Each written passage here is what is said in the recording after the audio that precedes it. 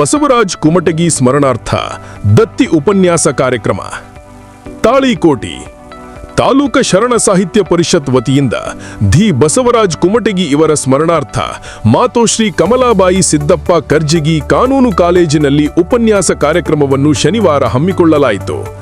ಕಾರ್ಯಕ್ರಮಕ್ಕೆ ಮುಖ್ಯ ಅತಿಥಿಗಳಾಗಿ ಆಗಮಿಸಿದ ನಿವೃತ್ತ ಮುಖ್ಯೋಪಾಧ್ಯಾಯ ಮಲ್ಲಿಕಾರ್ಜುನ್ ಹಿಪ್ಪರಗಿ ವಚನಗಳಲ್ಲಿ ಕಾಯಕ ಮತ್ತು ದಾಸೋಹದ ವಿಷಯದ ಮೇಲೆ ಉಪನ್ಯಾಸವನ್ನು ನೀಡಿದರು.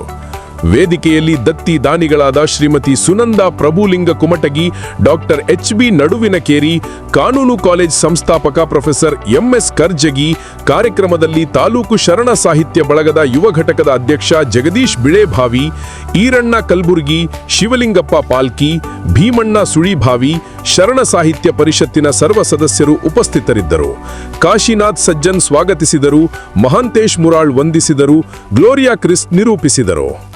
ವರದಿ ರಮೇಶ್ ದಲ್ಲಾಳಿ, ತಾಳಿಕೋಟೆ.